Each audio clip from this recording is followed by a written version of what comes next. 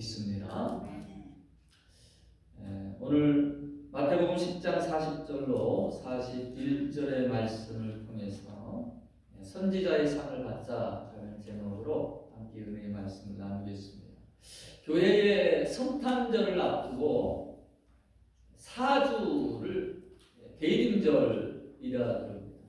또 대강절, 교단에 따라서 대강절이라고 부르기도 합니다. 이 사주는 주님의 오심을 기다리는 것을 준비하는 그런 기간이죠.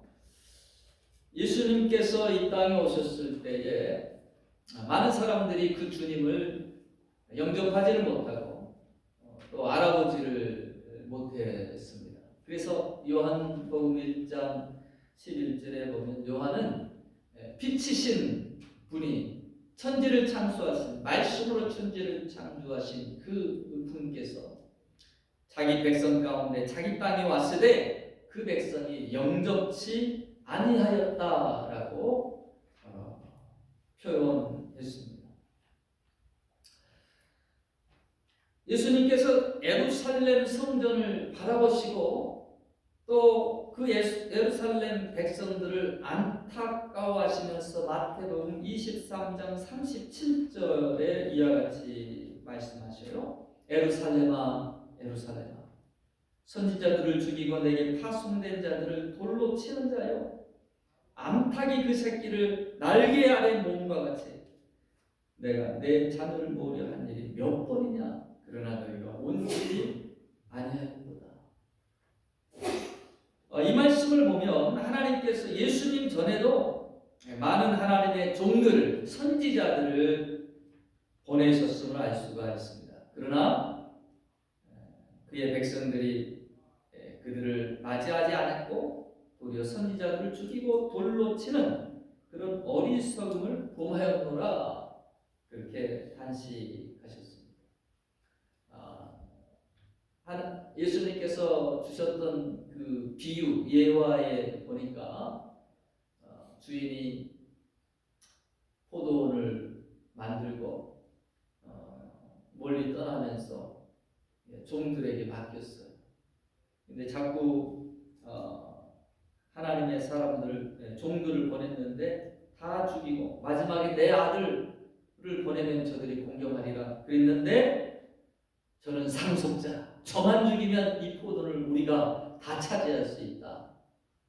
그렇게 아들을 죽여버리는 그런 일이 있을 것이다. 예수님이 비유로 이렇게 가르쳐 주셨는데, 예수님이 오시는 것도 영접지 않을 뿐 아니라 또 하나님의 사람들, 하나님의 종들 그렇게 핍박했고 또 그렇게 죽이는 그런 일들을 행했다라고 주님이 탄식하셨다라는 것이에요.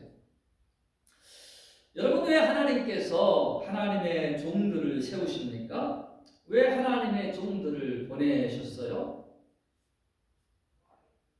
바로 하나님의 백성들을 축복하기 위함입니다. 하나님의 종들을 보내는 것은 하나님의 백성들을 축복하기 위함이었어요. 이것을 잘 나타주는 것이 민수기 6장에 나오는데, 제사장들을 세우시고 그들에게 내 백성을 축복하라 라고 말씀하셔요. 민수기 6장 24절로 27절에 보니까 여호와는 내게 복 주시고 너를 지키시기를 원하며 여호와는 그의 얼굴을 내게 비추사 은혜 베푸시기 원하며 여호와는 그 얼굴을 내게 향하여 드사 평강 주시기 원하노라. 그렇게 축복하라는 거예요. 그러면 그들이 이같이 내 이름으로 이스라엘 자손에게 축복할 때에 내가 그들에게 복을 주리라. 하나님의 복을 선포하게끔 하기 위해 하나님의 종들을 세웠다라는 것이지, 축복의 길로 이끄시기를 원하셨다라는 거예요. 근데 왜 이스라엘의 역사 가운데 이 하나님의 선지자들을 그렇게 죽이는 일들이 또 대적하는 일들이 일어났느냐라는 것입니다. 여러분, 이 선지자는 하나님의 메신저의 역할을 감당했습니다. 그들의 사명이죠. 어떤 때는 참 어렵고 힘들 때 위로의 말씀이 선포되고 격려의 말씀이 선포되고 축복의 말씀이 선포됩니다. 근데 또 어떤 때는 꾸지람과 책망의 말씀도 선포되었어요. 잘못된 길로 가는데 죽음의 길로 가는데 가만 두어서는 안 되는 것이죠. 그래서 생명의 길로 돌아오라고 그렇게 꾸짖을 때도 있었습니다. 그러나 여러분 어때요? 부모가 해도 아무리 좋은 소리를 해도 잔소리로 들려지잖아요. 우리가 이렇게 들을 때에도 나에 대한 안 좋은 소리는 우리 안에 참 거부 반응이 일어나는 것을 이렇게 보게 됩니다. 디모데후서 4장 3절에 보니까 때가 이르리니 사람이 바른 교훈을 받지 아니하며 자기 일을 즐겁게 해줄 소승을 많이 둔다라고 그랬어요. 아무리 하나님의 말씀이라 할지라도 축복의 말씀은 좋은데 책망하는 말씀은 받기가 싫은 거예요. 지적하는 말씀을 받기가 싫은 거예요. 자기에게 좋은 말을 두는 스승을 많이 두고자 합니다. 그 예가 사사기에 잘 드러나 있어요. 사사기의 죄악의 사이클에 대해서 말씀드린 적이 있습니다. 이 사사기의 타락상을, 죄악상을 그대로 드러내는 대표적인 두 개의 사건이 있는데요. 이것은 레위인의 타락입니다. 종교인의 타락이고 종교 시스템의 붕괴입니다. 당시에 이 많은 백성들이 자꾸 가나안 땅의 그 우상의 마음을 뺏기면서 그들의 현란한 그들의 원색적인 그런 이방신들에게 마음을 자꾸 뺏기는 거예요. 그러면서 하나님 앞에 나오지를 않는 거예요. 그리고 하나님 앞에 드려야 될 10의 1을 드리지를 않습니다. 성전의 일을 통해서 자기들의 기업을 받았던 이 레위 지파가 이제 성전의 곳간이 통통 비었어요. 사람들이 모이지 않아요. 다 뿔뿔이 흩어집니다. 한 레위인은 이제 세상 일을 하는 거예요. 사업을 잘했던 것 같아요.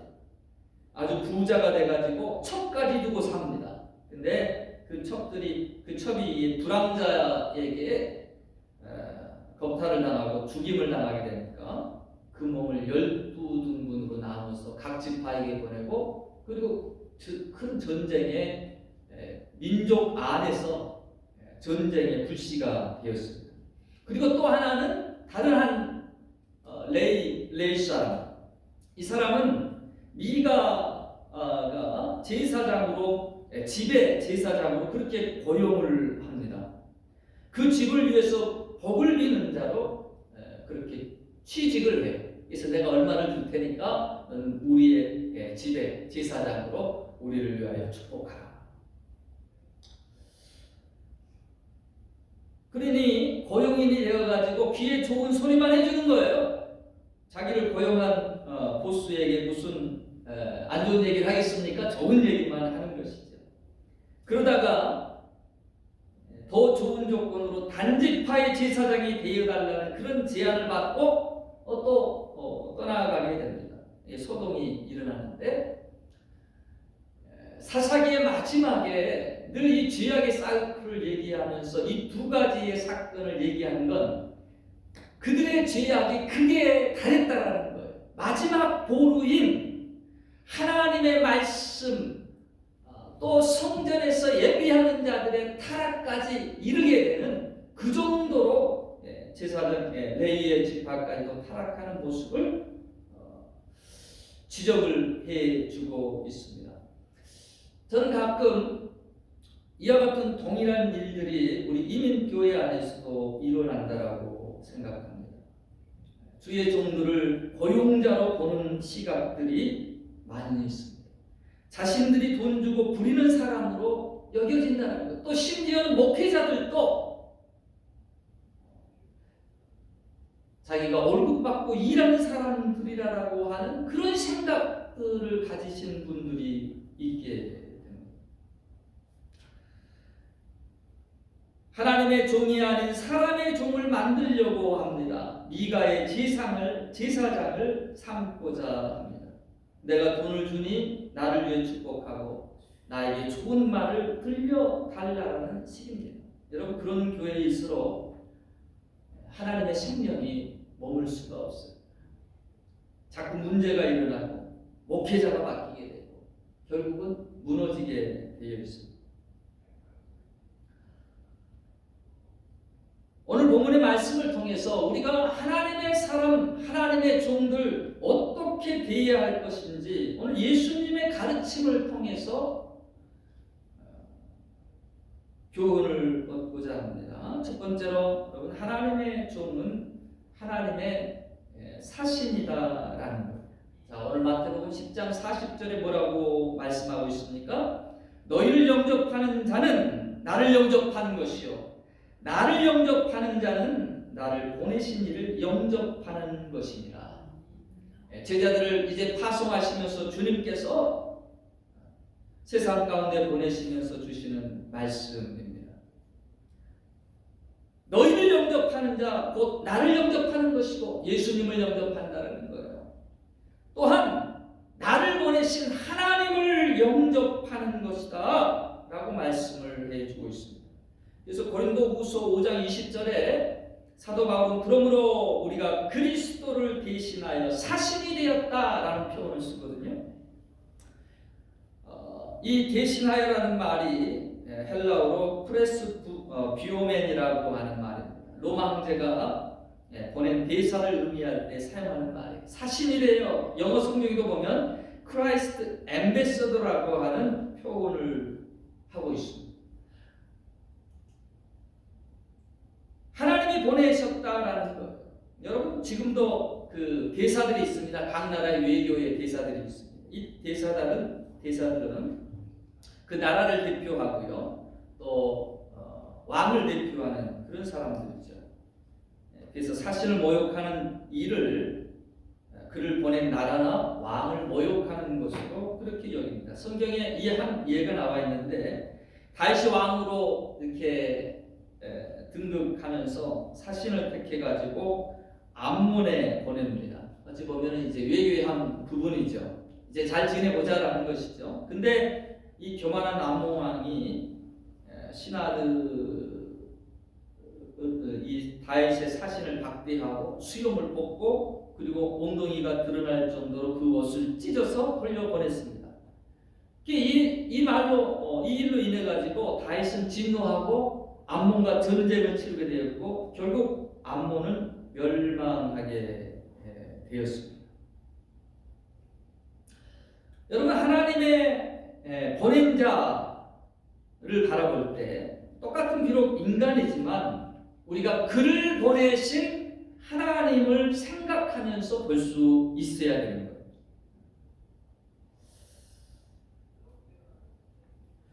사도행전 10장 33절에 그 가이사라의 이 고넬료가 하는 사람이 나오거든요. 이 고넬료가 환상 중에 기도하는 가운데, 환상 가운데 내가 내 기도를 들었다라고 하나님이 주의 천사를 통해 말씀 주시고 욥바로 사람을 보내서 베드로를 청하게 하십니다. 그리고 이게 베드로가 이제 베드로에게도 동일하게 환상을 통해서 하늘로부터 보자기 가운데 각종 벌레를 부정한 것은 먹지 않았고 만지지도 않았습니다 하는 그 베드로한테 3번씩이나 그걸 보여주시면서 잡아먹으라라는 환상을 보여줘요. 이 베드로는 유대인입니다.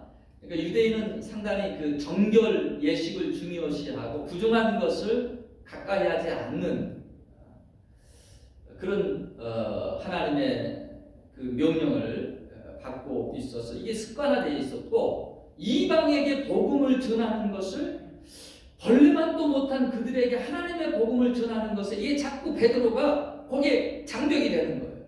그 벽을 못 넘는 거예요. 내가 거룩하다 하는 것을 내가 속되다 하지 말라 그러면서 잡아먹으라. 결국 하나님의 그 말씀을 받고 고넬료를 따라 이방인인 고넬료에게 이제 복음을 증거하기에 베드로가 나아가게 됩니다. 그때 이 베드로가 나올 때요, 고넬료가 온 가족들을 불러 모아놓고 그리고 그가 하는 말이 사도행전 10장 33절에 내가 곧 당신에게 사람을 보내었는데 오셨으니 잘하였도다 잘하였나이다.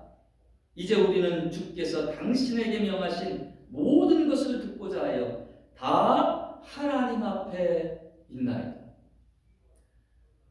베드로가 오는 것을 엎드려 절을 하며 맞이하는 그 모습 가운데 베드로가 극구 사용을 합니다. 아니라 일어서라 나도 사람이라. 그 말 가운데 얼마만큼 이 고넬료가 참 지극정성으로 이렇게 모셨다라는 것을 우리가 짐작할 수 있죠. 이 고넬료의 마음 가운데는 어떤 마음이 있었느냐? 비록 사람이지만 그 사람을 보내신 그 뒤에서 그 사람을 보내신 하나님을 바라봤다라는 거예요. 여러분 하나님의 말씀 앞에 우리가 설 때도 여러분 이 앞에 서 있는 설교자만을 인간만을 바라봐서는 아니 되고 하나님께서 세우셔서 말씀을 증거하게 하시는 하나님이 세우셔서 말씀을 증거하게 하시는 그 뒤에 계시는 하나님을 우리가 볼 수 있어야 된다라는 거예요. 그래야 하나님의 말씀을 하나님의 말씀으로 듣게 됩니다. 자꾸 인간의 소리로 듣기 시작하면 여러분 그 안에 하나님의 말씀의 역사가 나타나질 않아요. 그 능력이 감소되게 되어 있다는 것입니다. 하나님의 말씀이 닫혀집니다. 마귀가 와서 그 뿌리운 말씀들을 다 빼앗아가 버린다라는 거예요. 하나님의 말씀이 들려지지 않는 곳에는 하나님의 통치가 일어날 수가 없습니다. 여러분 하나님의 말씀을 증거하기 위해 하나님이 세우셨고 하나님의 말씀을 선포하는 사신으로 삼은 이 주의 종들의 음성에 여러분 사람의 목소리로 뿐만이 아니라 그 뒤에 계시는 하나님의 음성을 듣고자 늘 믿음의 길을 세우시기를 축원합니다. 두 번째로 하나님의 종을 통해 선지자의 상을 받으라는 것입니다. 오늘 41절에 뭐라고 주님께서 말씀하고 계십니까? 주님의 제자들을 영접하고 함께하는 사람들이 하나님께 상을 받게 될 것이라고 예수님께서 약속해 주십니다. 선지자의 이름으로 선지자를 영접하는 자는 선지자의 상을 받을 것이요. 예수님께서는 이 구약시대의 선지자들을 잘 섬겼던 사람들이 선지자로부터 축복받은 사실들을 상기해 주십니다. 먼저 이 아브라함을 경외했던 블레셋의 아비멜렉은 아브라함의 기도 덕분에 하나님의 진노 대신 태의 열매를 얻는 축복을 받았습니다. 선지자 엘리야와 엘리사를 환대했던 가정은 양식이 떨어지지 않는 부와 축복과 아들을 얻었고요. 아들이 죽게 되자 다시 살아나는 그런 축복을 받았습니다. 에레미야에게 호의를 베푼 에벳멜렉은 모든 간원들이 바벨론 포로가 되어서 끌려갈 때에 에레미야를 도운 일로 인하여 하나님의 은혜로 포로 생세를 면하는 그런 복을 받았습니다. 선지자의 이름으로 선지자를 대접하면 선지자의 상을 받을 것이다. 여러분 어떻게 구체적으로 어떻게 그러면 이 선지자를 영접해야 되는가? 성경은 좀 더 구체적으로 언급을 해주는데요. 히브리서 13장 17절 말씀입니다. 너희를 인도하는 자들에게 순종하고 복종하라. 뭘 하라고요? 순종하고 복종하라. 그들은 너희 영혼을 위하여 경성하기를 자기들이 청산할 자인 것 같지 않으니라. 그들로 하여금 즐거움으로 이것을 하게 하고 근심으로 하게 하지 말라. 그렇지 않으면 너희에게 유익이 없느니라. 여러분 하나님께만 순종하라고 하지 않습니다. 하나님의 이름으로 보내진 하나님의 사람 인도하는 자들에게도 순종하라는 거예요. 그들은 하나님의 말씀을 맡은 자요 또한 전달자이기 때문입니다. 더 나아가서 여러분, 교회 안에서도 질서를 위하여 하나님이 세우신 일꾼들이 있어요. 하나님의 이름으로 명하여 세운 사람 똑같이 보면 너나 나나 똑같은 사람인데 라고 생각하기 쉽습니다만, 여러분, 하나님의 권위로 세워졌다면 그 리더십을 또한 인정해 주는 것이 마땅합니다. 성경에 보면 하나님이 세우신 리더십에 이렇게 대항을 했던 부분들이 나와 있는데, 그 대표적인 예가 민수기에 모세를 대항하는 모습이거든요. 저는 여기에서 우리가 이 하나님이 어떤 마음, 어떤 시각을 가지고 있는가를 잘 살펴보아야 된다고 생각합니다. 민수기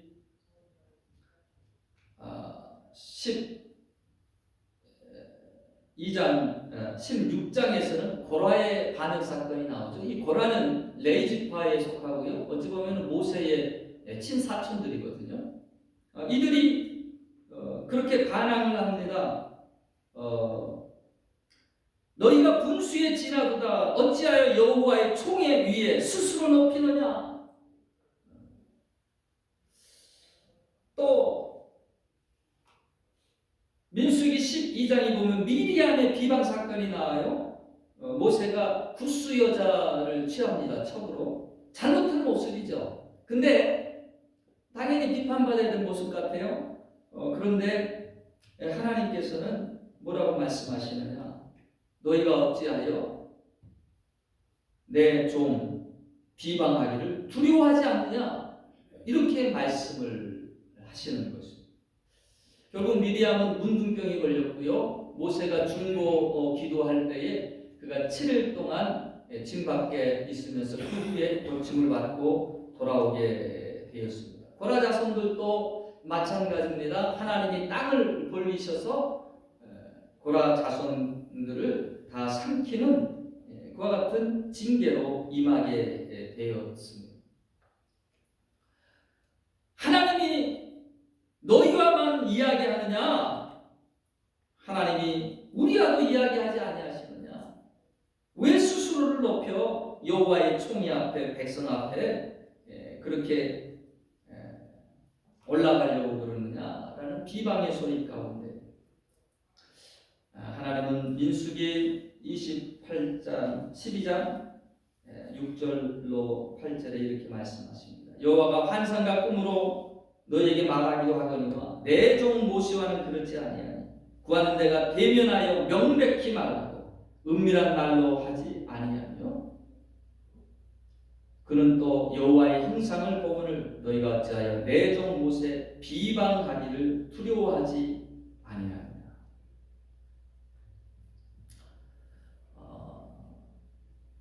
순종하라고 복종하라고 그렇게 하나님의 사람들을 그 말에 따르라고 말씀해 주고 있다. 저는 그런 생각을 해요. 하나님 앞에 가가지고 하나님 너 왜 그렇게 내 말 안 듣고 뺀질이겠냐라고 이렇게 물어보실 거예요. 아니 하나님 언제 제가 하나님 말씀하시는데 안 들은 적이 있습니까? 다 준행했습니다. 그럴 때 내 종을 통해서 너에게 명령한 것을 왜 준행치 아니했느냐. 저는 그런 책망을 우리 가운데 받지 않게 될까라는 그런 생각을 해보게 됩니다. 여러분, 우리가 순종할 수 있기를 원합니다. 하나님의 가르침 앞에 또한 우리가 복종하듯이 주의 말씀을 증거하는 이들에게 우리가 순종하고 복종할 수 있어야 합니다. 갈라디아서 6장 6절로 7절의 말씀을 보면 가르침을 받는 자는 말씀을 가르치는 자와 모든 좋은 것을 함께하라. 스스로 속이지 말라. 하나님은 업신여김을 받지 아니하시나니 사람이 무엇으로 심든지 그대로 거두리라. 그런 말씀을 주고 계십니다. 여러분, 즐거움으로 주의 종들이 하나님의 사역을 하도록 도와주라라는 거예요. 저는 여러분들이 기쁨으로 신앙생활을 하도록 무던히 예수고 있습니다. 반대로 여러분들은 제가 즐거움으로 주를 위해 일할 수 있도록 힘써 주시기를 바랍니다. 할렐루야. 저는 교회 안에서 기쁨으로 일하는 것, 기쁨으로 우리가 신앙생활하는 것, 이것을 신앙생활의 첫 번째로 목회의 어떤 원리, 원칙으로 지금 삼고 있습니다. 가능하면 서로서로 우리의 신앙의 지체들이, 신앙의 동료들이 여러분 교회 안에서 서로 기쁨이 되도록 서로서로 도울 수 있는 그런 모습을 우리가 갖기를 소망합니다. 말씀을 맺겠습니다. 예수님이 이 땅에 오신 예수님을 기리는 그런 대인절입니다. 사실 초대교회는 예수님의 오시는 성탄절보다는 다시 오실 세컨 커밍, 예수 그리스도의 재림을 더 사모하고 기다렸었습니다.